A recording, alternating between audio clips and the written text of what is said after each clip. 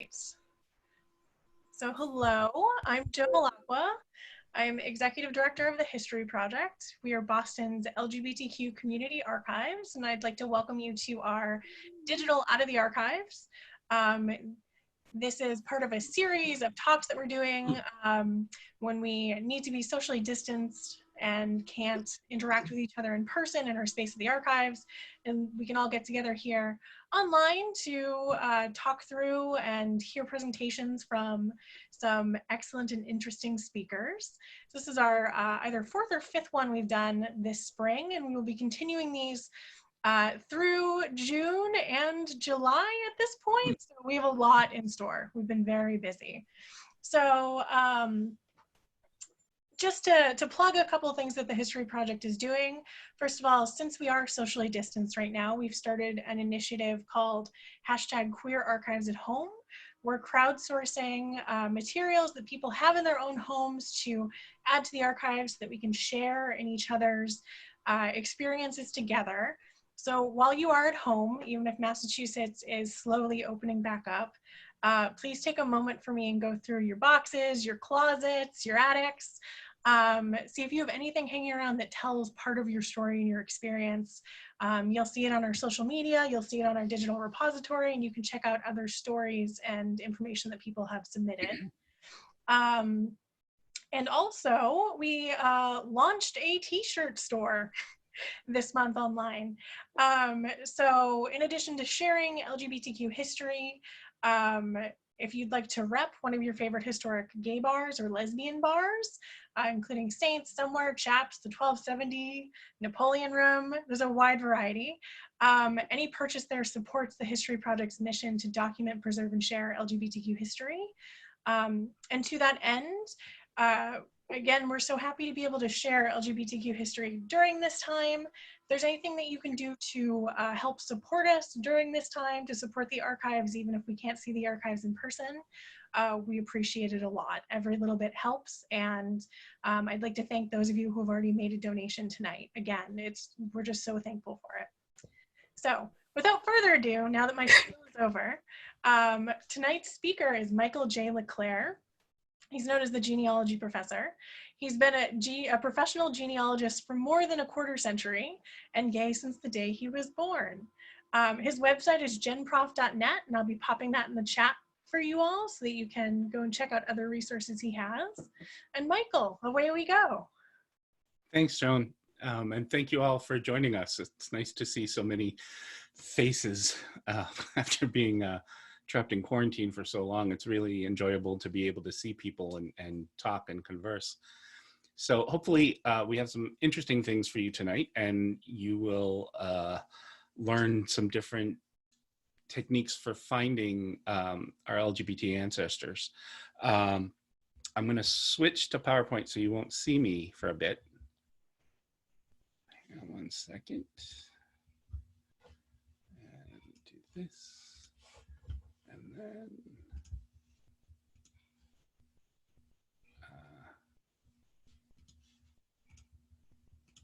there we go. Now I should be able to see it. So I've been wanting to do this talk for a long time, especially with this particular title. It's really awesome to be doing this for the History Project, especially as an LGBTQ group, so I can actually use that title and not worry about being offensive to people. First thing I want to go over, just as a reminder, is that LGBTQ is a 20th century form of identification. So yes, we had ancestors who were what we would today call LGBTQ, but that's not how they would have identified themselves. That's actually, only in the past 60 years or so that we've come to lesbian, gay, bisexual, transgender, and queer. So you need to keep that in mind when you're researching. There's a lot of different terminology that you're going to be dealing with depending on the time period that you're looking for your ancestors. So remember that. And the other thing is that our queer identity didn't even really start to gel until the 19th century. So before then, even though we existed, they didn't have words for it. And you need to look for key things like what crime they were guilty of, which is how we were usually identified. But truly, we go back forever and a day, back to as far as the earliest European settlements here in America, and even before then, because the native tribes recognized many different gender identifications and sexualities. And so we have been around forever. How do we find them? There really is evidence out there. It's a matter of looking for it and remembering that, unfortunately, a lot of times the answers aren't definitive. Today, we leave a big trail. You know, there is no doubt in my mind that anybody researching me in the future is going to know I was a big old homo. But in the past, it wasn't always so easy. And when we find them, there's a lot of conflicting evidence sometimes. You need to remember that just because somebody was married and had children, that doesn't mean they weren't what we would say today is gay, but they could also be bisexual. There's no way to definitively know these things. So we have to be careful when we're researching them and when we're writing up and talking about our families, that we have to acknowledge the fact that we can't tell for certain how somebody is or how somebody would identify today, but their behavior might fit a certain pattern, if that makes sense. So I want to start by talking about some of the earliest records on LGBTQ people. And of course, a lot of them are about the men because the men are always the troublemakers. So they leave the most records. That's by the way, the ones who leave huge amounts of records are the people who cause trouble. Well-behaved women. Anyways, so this is from 1637 in Plymouth Colony. John Alexander and Thomas Roberts were both examined and found guilty of lewd behavior and unclean carriage one with another by often spending their seed upon one another.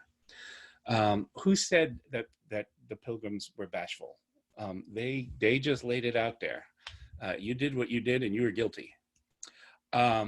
Which was proved both by witness and their own confession. The said Alexander found to have been formerly notoriously guilty that way and seeking to allure others thereunto. So we know who the hornball was, Alexander.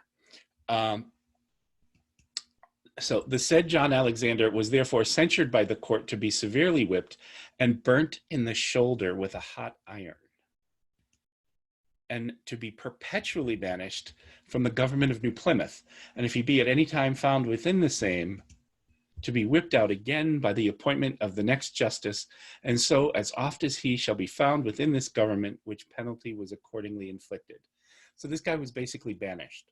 And by the way, New Plymouth is not just what we think of today as Plymouth, that area around the Massachusetts Bay. New Plymouth came all the way out to Narragansett Bay. In those early times. So he could not go anywhere in that area. He would have to leave. If he was caught anywhere in that territory, he would go through all of this again.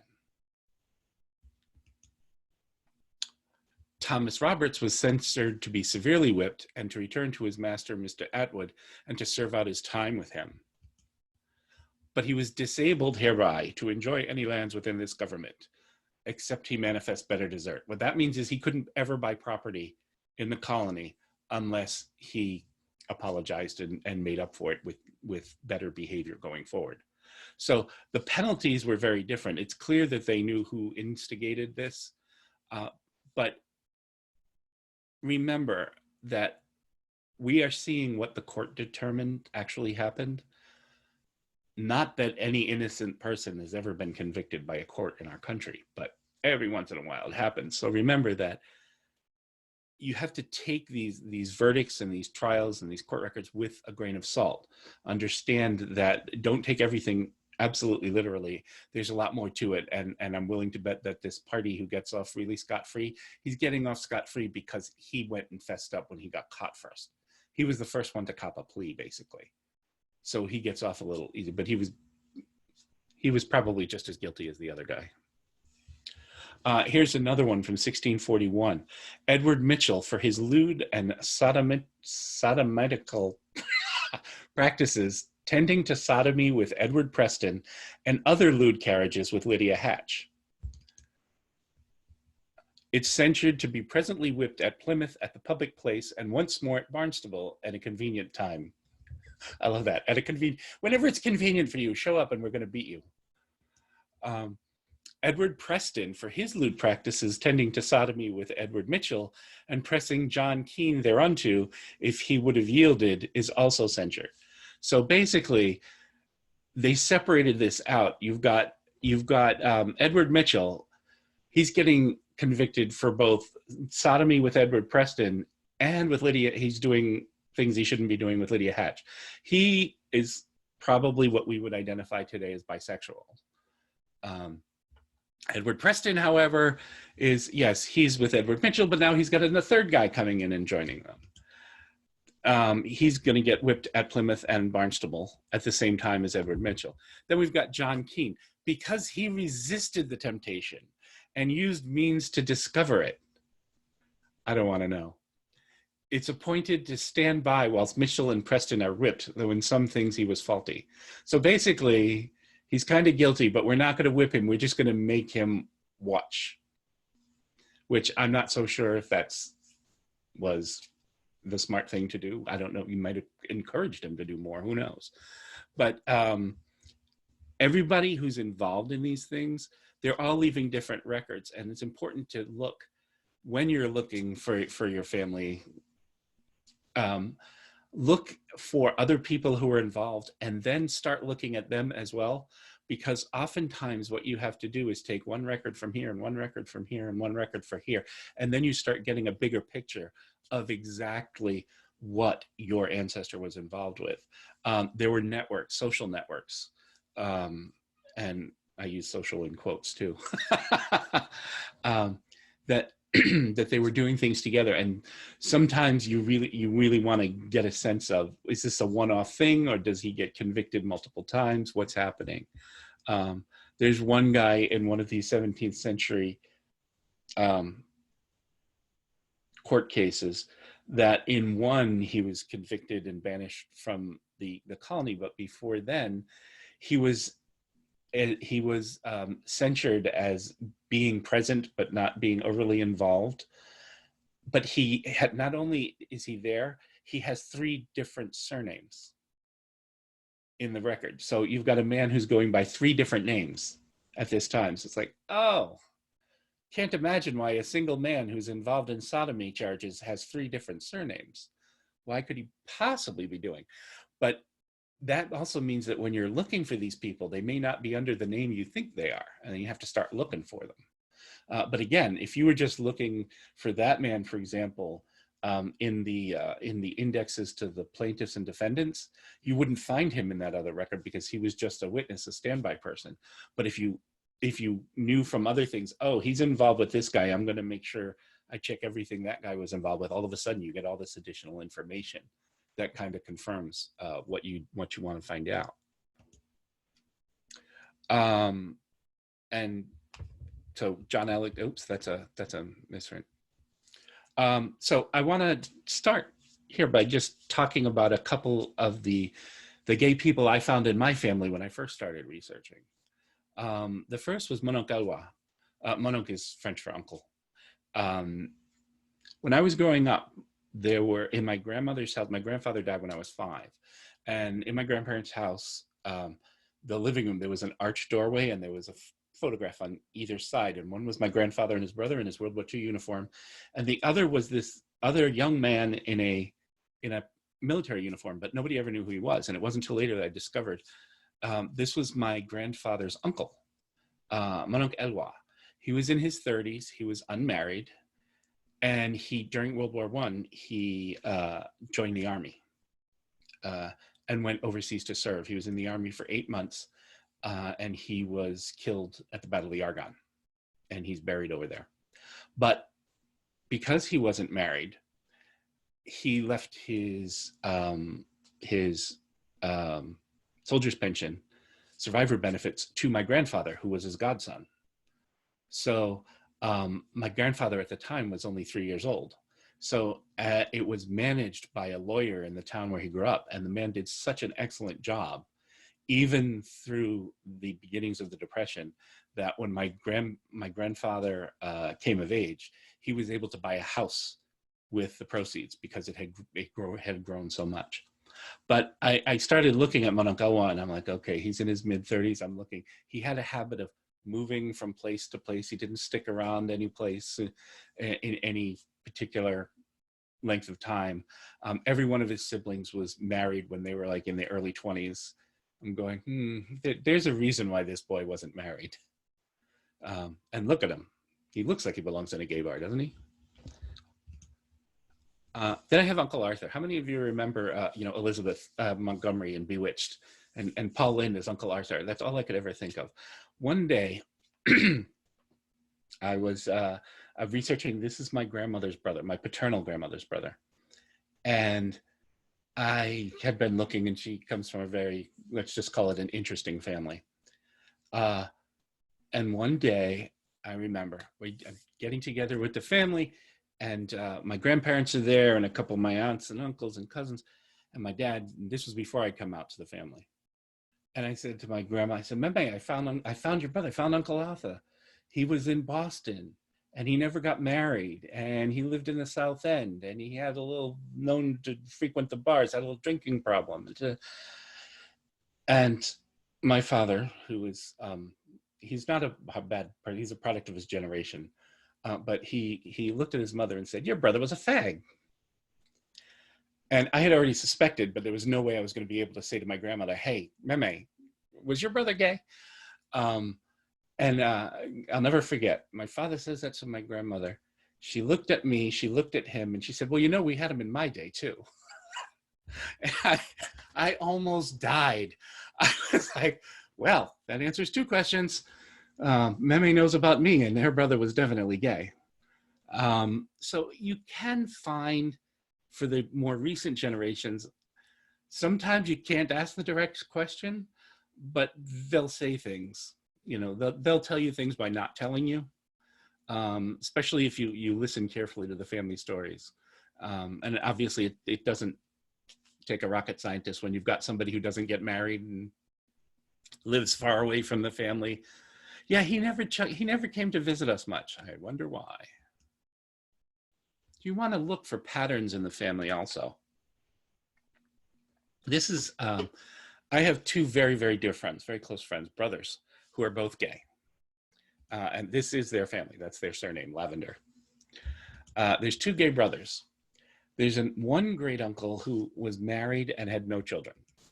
There was one great aunt and two other great uncles, these are all siblings, who never married. The great aunt was apparently built like a linebacker for the 49ers, and she loved to work on cars in the 30s and 40s and 50s and 60s. Then I started looking at the greater family.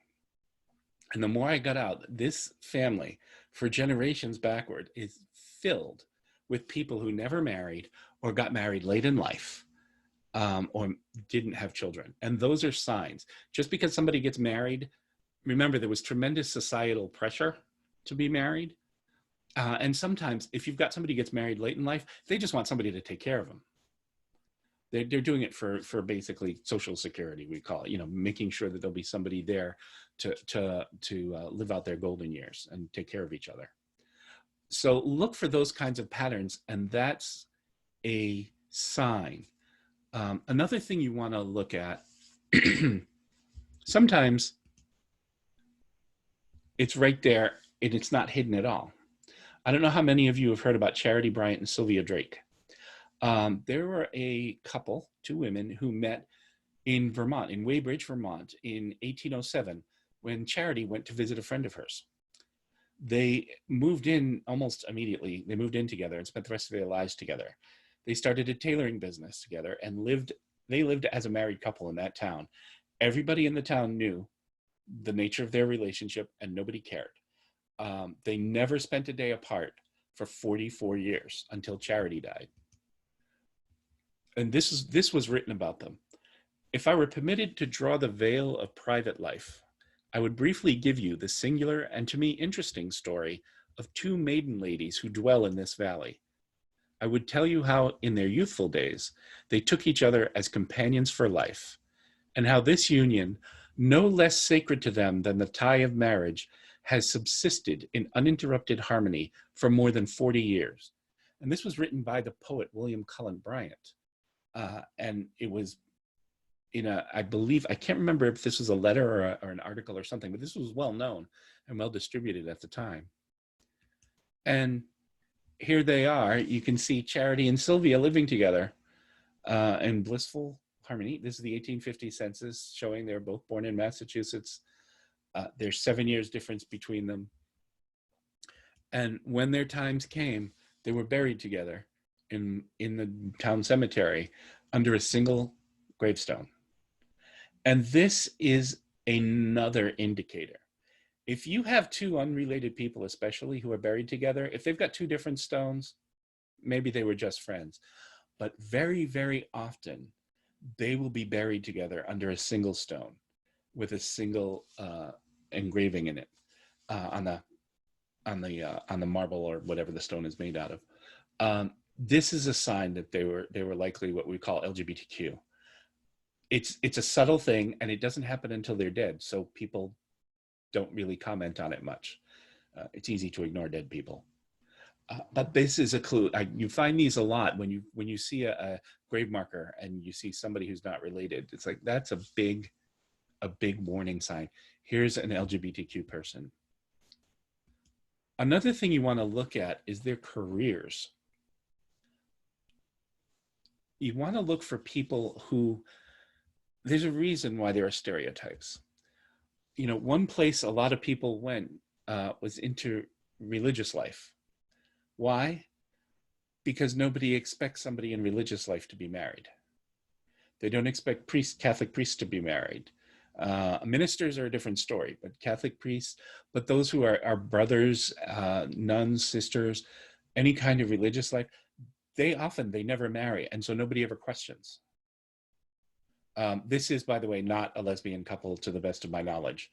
It just happens to be a photograph of my great aunt and another nun in her convent, but it was a copyright-free picture of nuns that I could use. Excuse me. But so people in religious life very often, and by the way, if you see an ancestor who disappears, somebody who's unmarried and they just disappear off the face of the earth and you can't find them, very frequently the reason you can't find them is because they've entered religious life, because when they do, they take a new name. So unless you've got another record that they've become a religious person, you have a challenging time finding them. Another thing you look for are other careers involving people who would traditionally stay single. Teachers, for example. Teachers, in times past, you could not be married and be a teacher.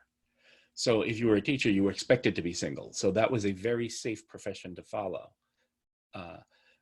People like, if you're a man, going to sea, ship's captains, mariners of all sorts. I told you my two friends, there's seamen all over the place, pardon the expression, shipmasters and sailors of all types in their family, which is not a big surprise. And for women, occupations like dressmakers or milliners, they could do that because nobody would question a woman owning her own business as a dressmaker or a milliner or tailor, or things like that. They don't question that. They can do that and they can act as business people and they're respected for it. And it's a very easy place to just be themselves, and they don't have to be forced into marriage. Another place you want to look for clues is newspapers. Newspapers started in what is today the United States. The first one was published in 1704, the Boston Newsletter. And they've been published ever since all over the place. A lot of them are online now and searchable, which makes life a lot easier. You have to look for your ancestors' names. You have to look for terms such as sodomy, men's clothing, because that shows women. your ancestor, your female ancestor and men's clothing, do a search on that, and all of a sudden, oh, something might pop up. These are the things that will show up and give you clues. One place that you're going to find a lot is in the legal stories in the newspaper, because in times past, anytime somebody got arrested, it was in the newspaper. And this was their main, the newspapers in before, say, the mid 20th century, they were gossip columns. They did everything. That there was no Entertainment Tonight or E-News Daily or any of that stuff. People looked to newspapers to fill that need, and so they went and to the courtrooms and the police courts and the police stations to find out what was happening, who's getting arrested, and for what. Here's an example from Boston in 1873. James A. Snow, a young man who failed to put in an appearance for sentence after conviction of crime, was arrested in State Street, Boston, Saturday afternoon by State Officer Pinkham. And this was in the town news for the town of Chelsea. And now, how would you know this person is gay or getting involved in same-sex shenanigans? Well, you wouldn't if this is the one you saw first. But if you saw this one first, there were 5 pardons granted by the governor and council yesterday, including among them that of James A. Snow of Chelsea, who was sentenced in March 1873 to the state prison for 3 years for sodomy. The petition in his case bore the signatures of many of the first residents of Chelsea. Snow was cashier of the First National Bank. So if this is the one you found first, then if you find something like this, the first thing you want to do is go back and look in the earlier issues, get more details, what really happened. Apparently he got caught and he got sentenced, and he decided, well, maybe I don't want to go to prison. But he didn't serve long. He was sentenced in March of 1873, and he was out by the beginning of 74. This was early 1874 that this article appeared. But James was a young man. He was born in 1844. So he's 29 years old when all this happened. He did go to prison for 3 years. He did get pardoned, but his father, it will probably come as no surprise to you, was a wealthy merchant in Chelsea. People don't normally petition the governor for a pardon for somebody, just Joe Schmo, especially for sodomy. Those pardons are not easily given. So I was like, okay, there's a story to this man. So he was the youngest child of this merchant and his wife. They had a number of children. They lived in Chelsea. He clearly had been groomed for business. He does not stay a cashier at the First National Bank, as you can imagine. He becomes a music teacher, which is another profession. Remember, teacher? He becomes a music teacher. And then I went and looked, and I said, how was he, by 1880, this is 1874, so 6 years later, by 1880, he's living alone and separate from his family in Boston. All the family's in Chelsea. He's in Boston. And I know that doesn't sound very far today, but back then it was a fair distance. He also has an older brother, Frederick Lawrence Snow, who was born in 1832. He also never married. Neither one of them marries. They're both buried in the family plot, which tells me, despite going to prison, despite everything that happened, his father never disinherited him or never told him never come back. In fact, both of them were left a significant bequest in the father's will, although the older brother had died before the father, but they were each left $4,500, which in 1877 was worth about $110,000. So each of them and their other siblings got over $100,000. So obviously the father may not have appreciated what he did, but he wasn't cut off from the family. We tend to think that in the past, people were always, shunned immediately. They're never allowed back in the family, things like that. No, they often weren't. And so you'll still find perhaps evidence in the family papers somewhere. You'll find evidence in wills. Look, one of the first things you want to do is look for somebody's will and find out, if you're trying to figure out if they were abandoned by the family. Look in the parents' wills. If they're getting money, they weren't abandoned. Here's another one. In the cases of Charles H. Clark of Winchendon, who pleaded guilty of sodomy, Edward M. Palmer of Fitchburg, charged with attempted sodomy, and Charles Cook of Fitchburg, the district attorney Taft asked the court to order that the defendants be examined by alienists as to their mental condition to determine whether they're fit subjects for trial. The court directed that they be examined. So often what will happen, they will get subjected to mental health evaluations. These will also leave records. In this case, you would know who the doctors were, and so you could find. Oftentimes, these aren't independent. By the way, alienist in this time period, this is 1907. Alienist was a term they used, a general term for psychologists and psychiatrists at the time. That term is actually still used today for a specific kind of psychologist or psychiatrist. They're the ones who evaluate defendants as to whether or not they are able to stand trial, whether they're competent to stand trial. Even today, they use that term alienist for that reason. But because this is a legal proceeding, these doctors, they're probably at a state hospital or affiliated with or something like that, and there may be records of those examinations. And those could be really interesting. You can imagine the questions that might be answered. That might be asked of the defendants. As time went on, they stopped doing individual arrests, and they started, you might find your ancestors in the 30s, 40s, 50s. Here's one from the 1950s, 39 people arrested this is Luzerne County, Pennsylvania, in a morals case, one of whom they chased all the way to Florida because of sodomy.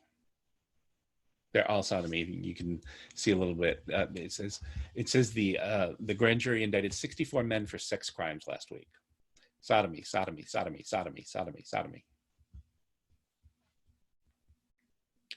Group things like this leave a lot of newspaper tracks.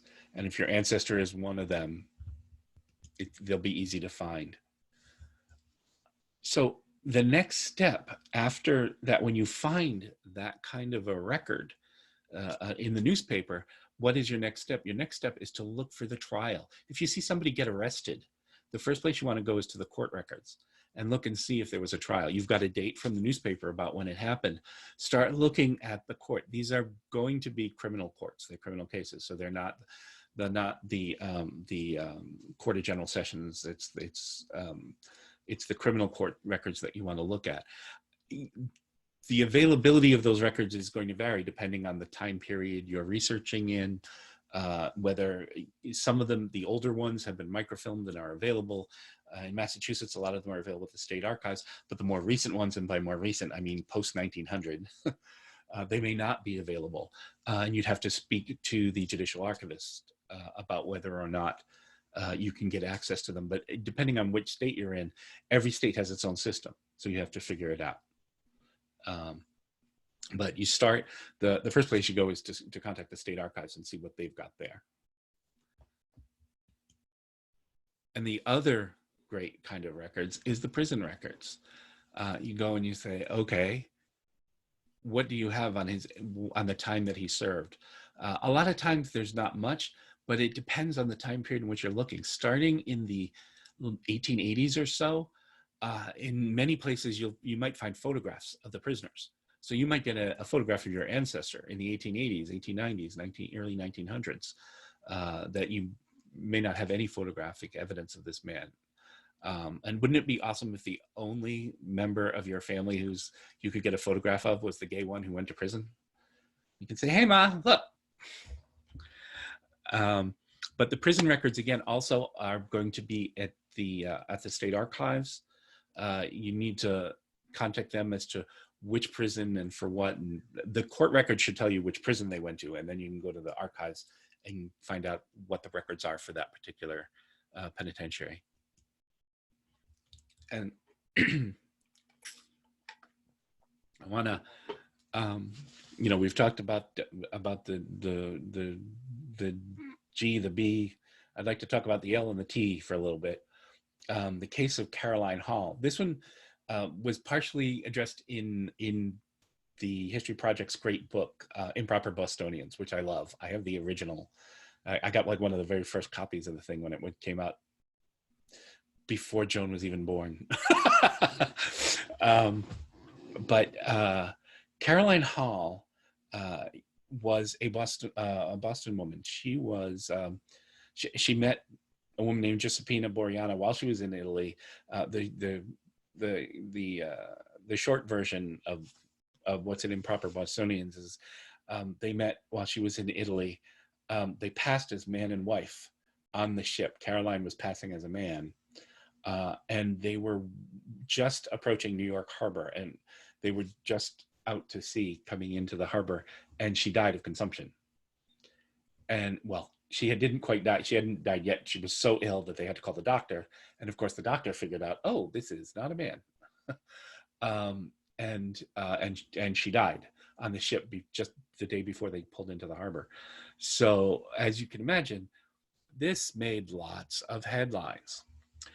But I wanted to take a step back and say, okay, so we know this much of the story. And of course, there's all kinds of brouhaha about what was going on. Caroline was the daughter of a man named John Ralston Hall. He was born in the 1830s. He was the son of an English immigrant, Charles Hall, who was an architect, and he followed his father's footsteps. And in fact, he was a well-known architect. In 1858, when he was only in his late 20s, he rebuilt the dome and the cupola of the Massachusetts State House, following Charles Bulfinch's original plans. This is not a job that goes to just anybody. So, you know, this family was well connected in the city.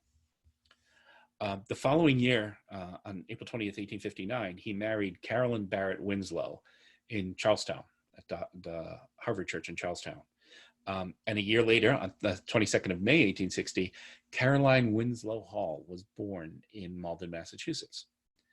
And, you know, obviously as a child, she doesn't leave many records, but she's living with her family in 1870 and the 1880 censuses. She's their only child.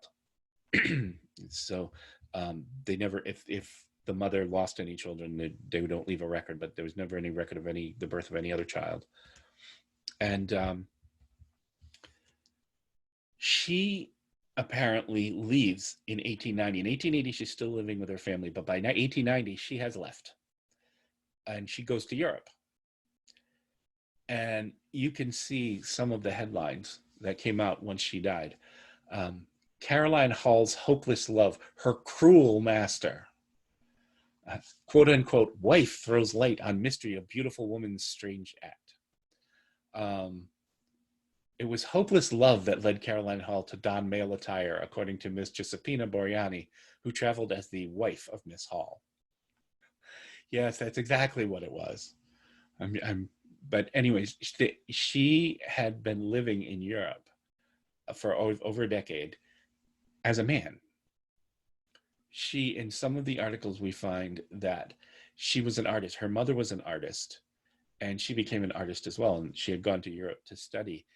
And one of the things that the reason why she dressed as a man is because the women painters and stuff were expected to dress like men in the studios so that they could not damage their clothing, and they would not risk, you know, knocking over a sculpture or what have you. I'm like, yeah, sure, yes, exactly right. That's exactly the story. But again, it's a profession that women were often drawn to. The father, he's reticent of the whole story, and he sends his nephew to New York to claim the body. Her father, now to his credit, he was in his late 70s at this point when the death occurred. So it's not unusual he would have sent his nephew to go get her, but he's reticent on believing this entire thing. Now, not that we have much evidence about anybody, but here's John Ralston Hall and his unmarried daughter Caroline, who marries a woman. Well, living with Mr. Hall, because he's a widower at this point, is his sister Emily, who never married. She's 73 years old and never married. They have a brother, Clifton, who had 3 children, Charles, Emily and Harriet, none of whom ever married. I'm just saying, remember what we said before? When you have a family pattern of people who never get married, and these people all live to be in their 70s, except for Caroline, who died of consumption. You've got a family like that. I mean, it's clear that at least one of these people has got to also be gay, if not all of them. This is an image of Miss Hall. And that is the happy couple, Miss Caroline Winslow Hall and Miss Giuseppina Boreana. There are pages and pages in newspaper after newspaper of what happened. I'm going to put on man's clothes, learn to smoke, strut, brag, gamble, and swear. I'm going to try for a month what it's like to be a man. A month. I'm sure that's all it was, a month. I'm sure she hated every moment of it. But this is just one case. There are many others. A lot of this stuff, if your ancestor got caught, I mean, not everybody is this was a bit of a salacious deal, mostly because you've got a wealthy person and the woman dies on board a ship coming back. But anybody who dies like that under those circumstances is going to generate some publicity. But something like this can happen to your own ancestors.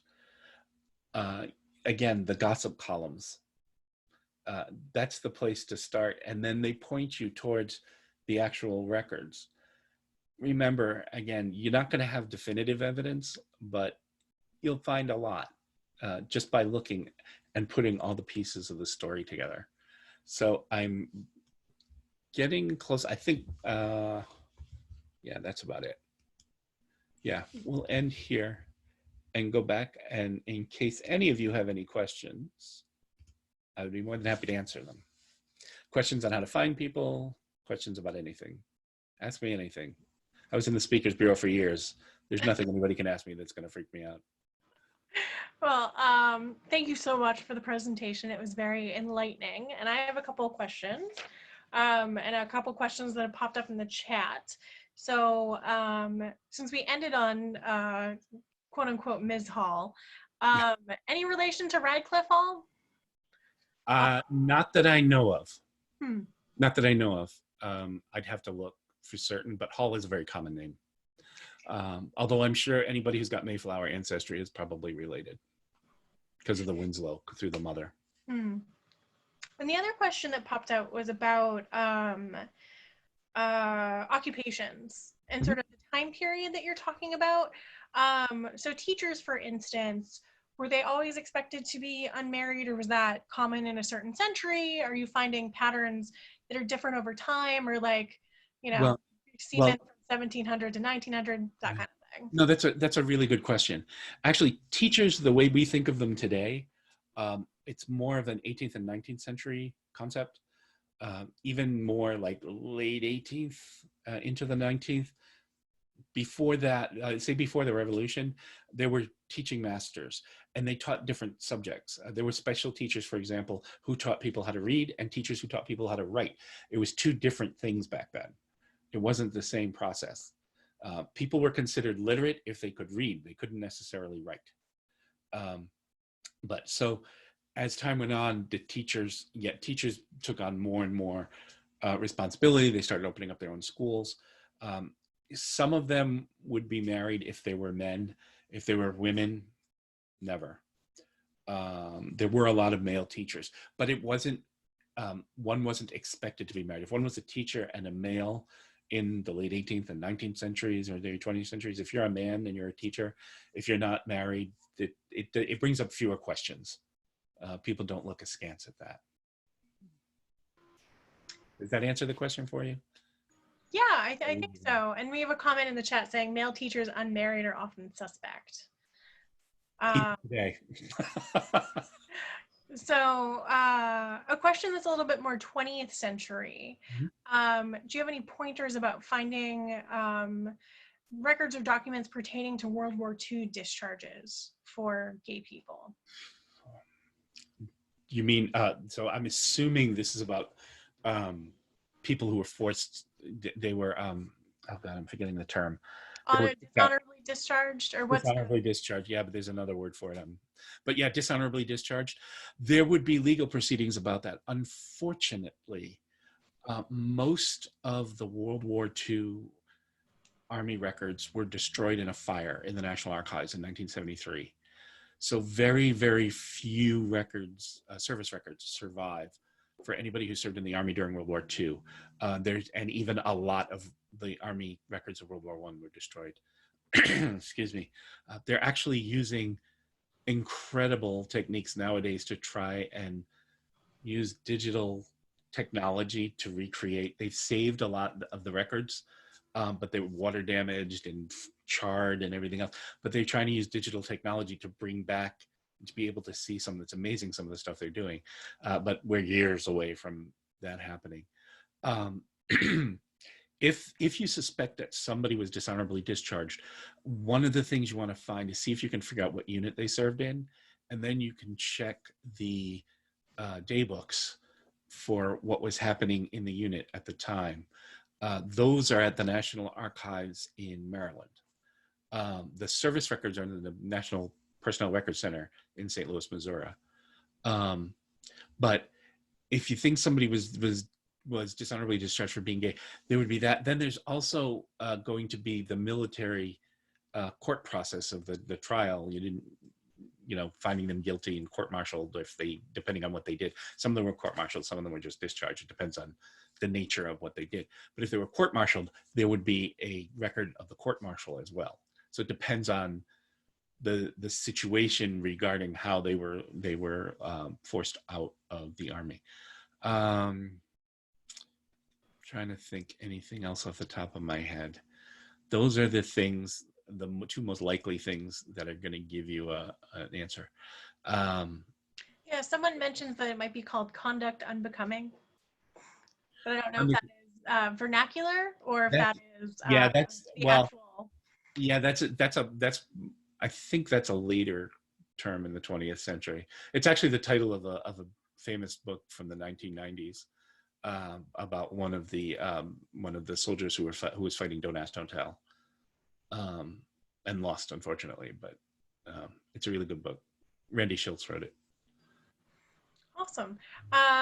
So I'm just kind of going down the list of questions in the chat, and if anyone wants to raise their hand and ask a question, please feel free to hit that raise your hand button. But the next question, which is one I was considering too, I used to work in a medical archives. Mm-hmm. And HIPAA, we weren't a hospital, so we didn't need to follow HIPAA, but we did, or followed something similar to HIPAA in terms of restrictions. Yeah. This question is specifically about what kind of ethical considerations should you be taking when starting research like this, when starting genealogical research? You always want to be careful of living people. You don't want to offend or upset people. Now, some people are going to get offended no matter what, and there's a fine line you want to walk, because first off, if you offend people, they're not going to give you any more information. So even when it kills you, sometimes you have to nod and smile and be nice, even if you completely disagree with everything they're saying, only because you're not done getting information from them. So you need to kind of take the good with the bad. Because of HIPAA and privacy considerations, you will not be able to even get to most medical records after 1920 unless the person is still alive. Other than that, it usually takes a court order. And I mean, I'm not saying a judge isn't going to let you look at it, but it's a question of do you want to spend the money to hire a lawyer to go to court to say, I want to look at these records? It's entirely up to you. That's your own personal budget thing. But a lot of the state hospital records, for example, they're closed. Now, private hospitals is a different story, because yes, they're under HIPAA since HIPAA took effect. But the older stuff from the 20s, 30s, 40s, that's a decision they make on an individual basis whether or not to let you have them. You're usually, if you've got a private physician, sometimes they will donate their records to an archives or something, and you might find some. Make sure you look for private archives as well. Some smaller hospitals might have donated their archives when they became, oh my God, this stuff's been hanging around for 100 years. We don't need it anymore. I suggest you look at worldcat.org. That's an online catalog, and you can just search for like a hospital in thus and such a place, or if you know the name of the hospital, search for the name of the hospital. And if there's any records from that hospital that have been put on deposit at another repository, at a library or an archives, it should come up in WorldCat. If the hospital still exists, they might still be there. And of course, remember that it may still exist, but the name may have nothing to do with what you have, because it might have merged like 14 times in the past 100 years. So you have to figure out what they are now. How many Brigham hospitals are the Brigham now? Exactly. It was a good example of that. And there's a comment in the chat saying, if you can produce a death certificate for a person, you might be able to get their medical records that way. I think, again, no? You still have to go to court. They're not going to give them to you without. They're very, well, it depends. Again, if it's a state hospital, they don't, those records are just closed. It's like a hard date. If you've got a death certificate, it might be an easy thing to go to a judge and just say, I'd like to look at the records for this person. They've been dead for 30 years. And the records are from the 1940s. And the judge will say, sure, go ahead. And then they'll open them up for you. So we have another question about, actually, we have a question from a person. So I'm going to, who's been feeding you the other questions? Questions in the chat are very good. They're excellent, but I'm going to let Robert talk. Yeah, hi. First, thank you, Michael. It was a really great presentation. And I just wanted to say that doing research on a project that I've been working on for a while, I've used, many of the types of records that you've been using. And some of you here tonight may have seen me speak at the History Project. I spoke in 2014 and in 2016 about a collection of snapshots I have that document the life of a gay couple during the 1950s. And what was very interesting, during the course of the research, I used sites like Ancestry.com, and I found out a lot of information about this couple's lives. And I was actually able to reach out and find their families. And one of their families was really, really wonderful to interact with. I provided them with information that they did not have about their relative. One of them, his name was Frank Bouchon.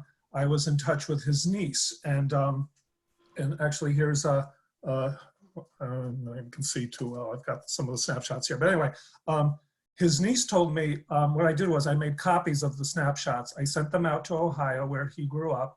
And she wrote back to me. She said, Bob, she said, we loved Frank. He came home for holidays and family events, but he kept his life from us. This was mid-20th century.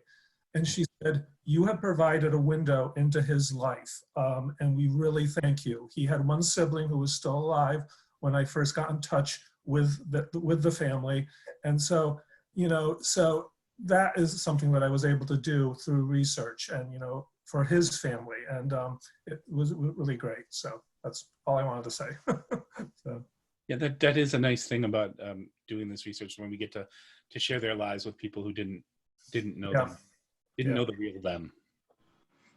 Yeah. So we have another question from Anne. Anne, I hit unmute. Okay. So you should be, oh, there we are. Excellent. Here I am. Hello, Michael. Hello there. How are you?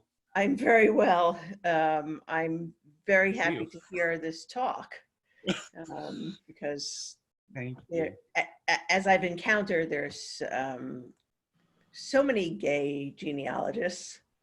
One or two. Not, yeah. But so what I was wondering is, like, how is this changing at all in terms of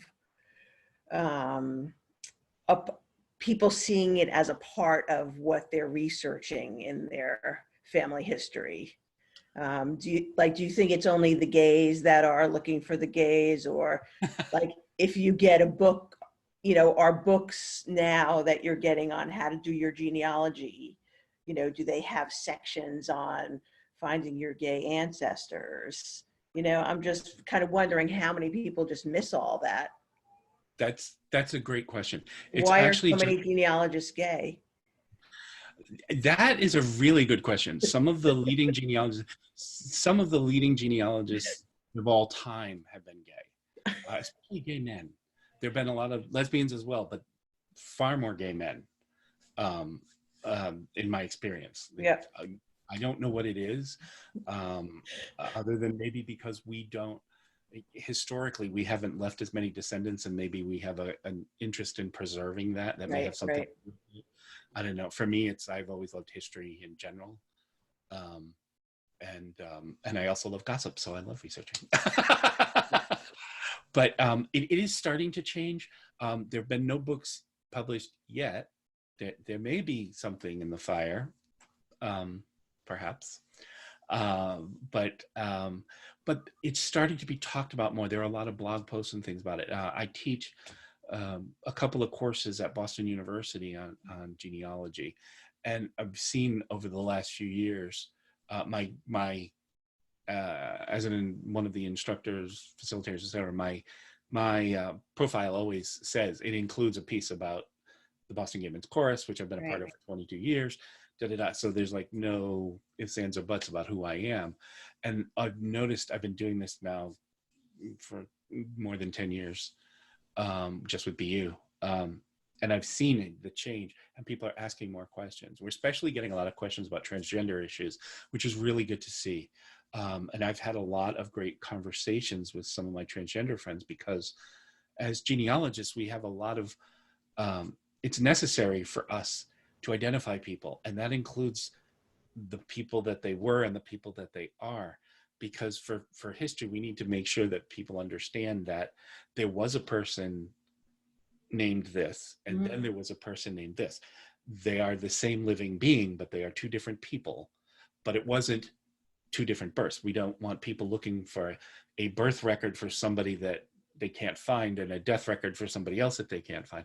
And so it's involving a lot of conversations with the transgender community, very productive ones as far as I'm concerned. I've had many of them, and it's been really good to see that, because it is a sensitive issue for transgender people, and we all know and understand this. But trying to communicate that to genealogists so that they get it, because some people are just, they don't understand. And it's not that they're intentionally trying to be offensive in most instances.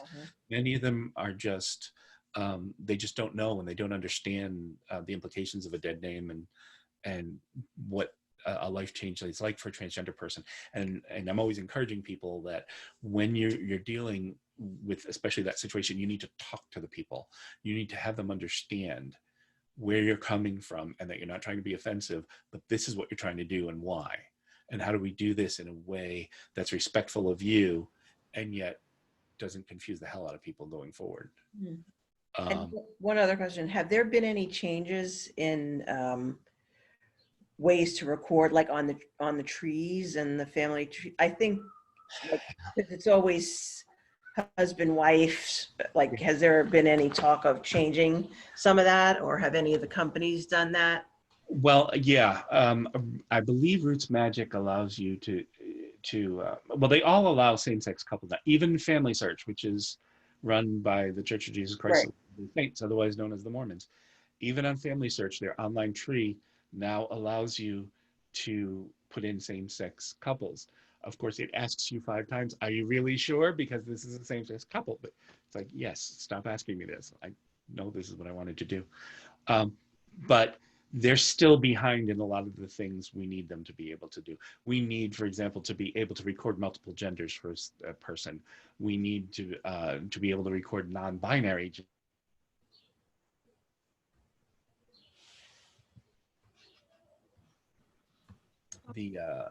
With the children of the same-sex couples, we need to be able to link multiple parents, because you've got birth parents and adoptive parents, and sometimes you've got donors and surrogates, and DNA is coming in and really confusing people. So the technology is way ahead of, or the reality is way ahead of what the software is doing so far. I will say that there are some really good people out there in the software world, and they're trying their best, but they look at it as, here's my list of things I've got to get done, and here's, the number of people this is impacting right now. So it's just a business decision, and I get that, but I also get that they're paying attention and they're trying to do the best they can, which is really good to see. But that's of course not universal, and there are places where Family Search has been promising that for 10 years. And I actually lost a bet this year because I bet someone that they kept saying, it's going to come out this year, it's going to come out this year. And they had said it so many times, I bet somebody last year, when they came out in July and said, it's coming out this year. I'm like, oh, they are so full of crap. And then they went and did it finally. So I lost. Great. But I think we're going to see more and more of that, and especially in like Roots Magic and Reunion and all that desktop software, which is far better. I always tell people, stop using the online trees, use your desktop software. The online trees are just so filled with misinformation and incorrect stuff. And I've seen more people dying before they were born. I saw somebody, it was a friend of mine's, was it their aunt or uncle? No, it was their uncle, their great uncle. And I looked, I was trying to help them with a question. There's an online tree, and I looked, and I'm not mentioning the website, but it had a spouse for this uncle who was a man.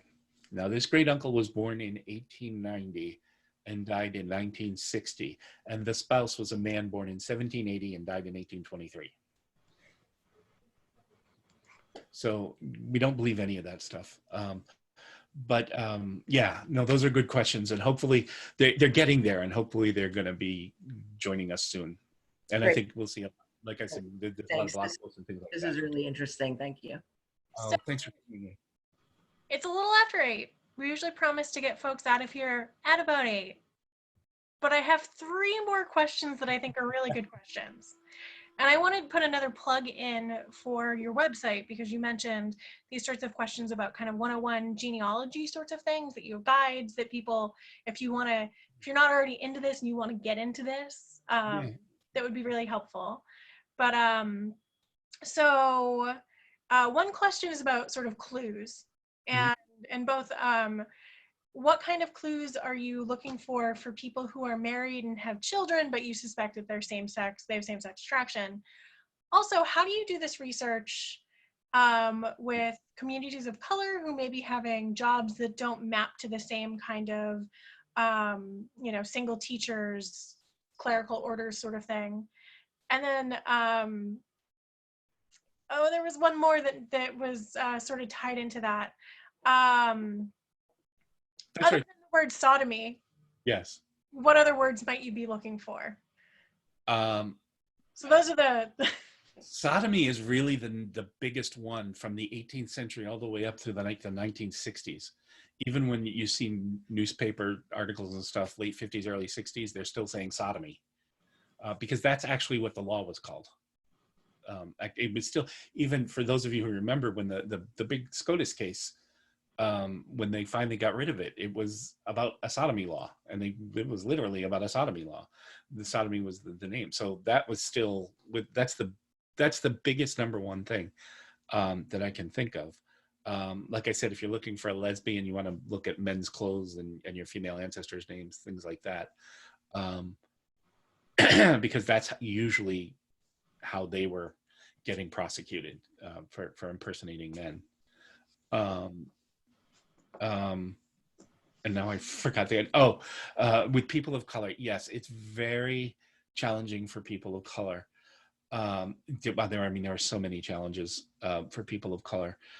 I actually, funnily enough, did some research on a Black man for the Making Gay History podcast, and for him, it was challenging, but his parents actually knew. He was born in 1900 and he was adopted, and his parents knew that he was gay. He told them when he was a teenager, and they were fine with it. They brought him to the Mayo Clinic and had him evaluated, and the Mayo Clinic said, yep, he's gay, but there's nothing wrong with him. And so from that day forward, he was fine. But he led a very sheltered life and lonely life because of religious reasons and everything else. It was still difficult in the general community.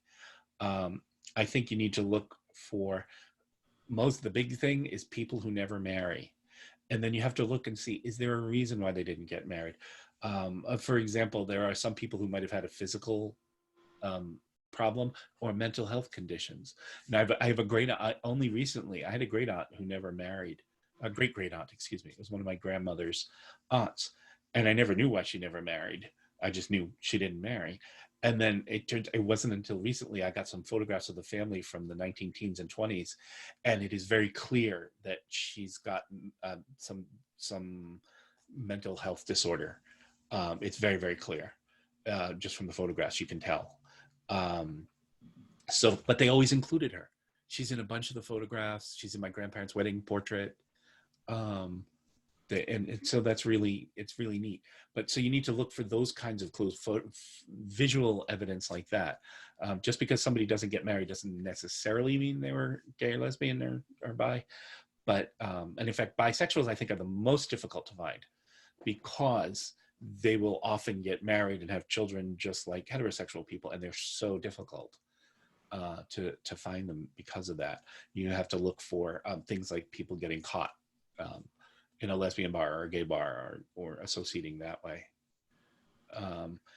And yes, I wish I had better answers about communities of color, but in general, they're a lot challenging. Names change all the time. Just trying to find anybody is challenging for people of color.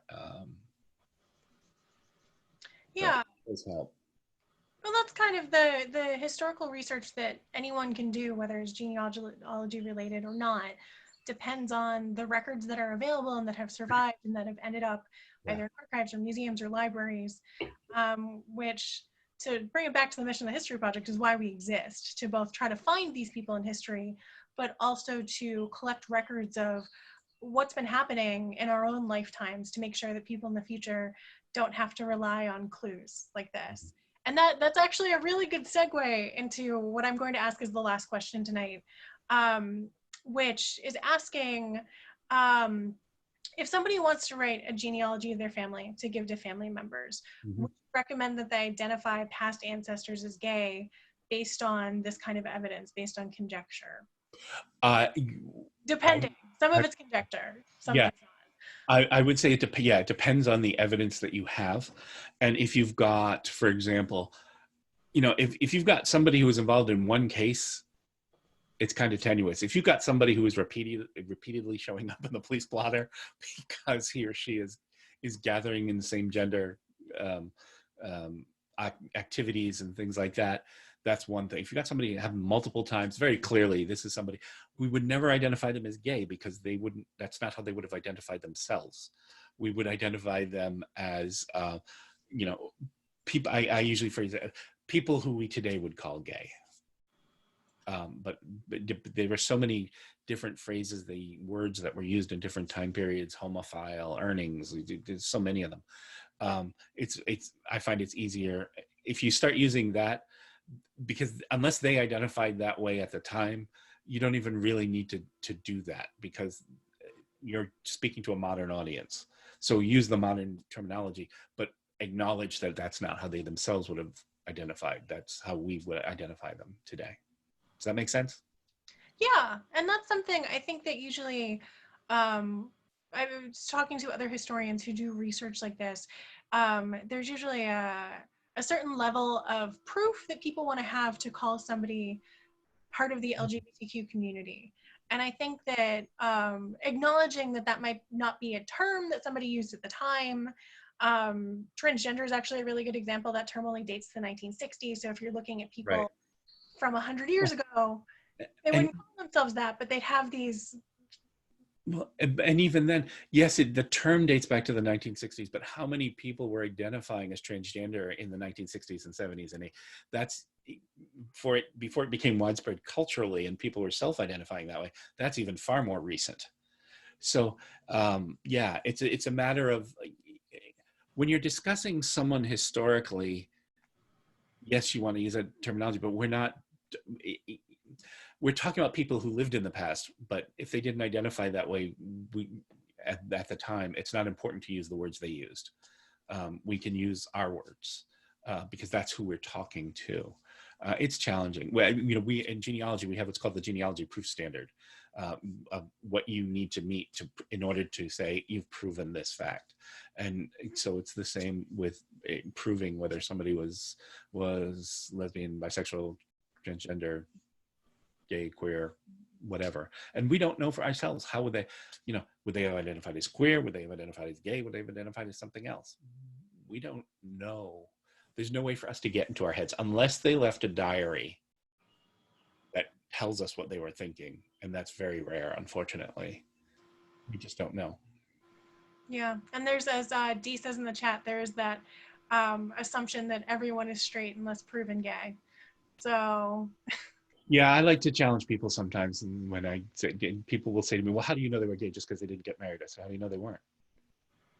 And I'm like, I'm not telling you have to say somebody who was married and has children, you know, if you don't want to think they were gay, fine. But I had a challenging conversation. We have somebody in our community who's a very, you know, somewhere to the right of Hitler, would be an apt conversation. She's so conservative and very like and very anti-gay. And I made a comment about in one group of our friends about tracing our lesbian, gay, and bisexual ancestors. And she said, there's no such thing. No gay people didn't leave descendants. I said, actually they do, because in times past there were people who are really bigoted, scum, jerks who made people who were gay get married and have children. And so they left children, even though they were gay. And she shut up. Actually, I think she blocked me soon after. I just had it with that person. But yeah, they're you know, just because somebody was married doesn't mean they were, and just because they're single, they're not. But I have no problem with saying, hey, you know, there's 6 people in this family who never got married and never had children. Come on.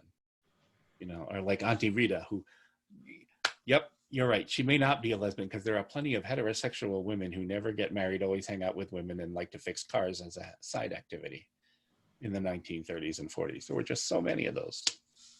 You know, if it walks like a duck and it quacks like a duck. Well, on that note and visual, I just want to say thank you again so much for the presentation and for the tips and for answering all of these really wonderful questions. Thank you, audience, for the really insightful and in-depth questions.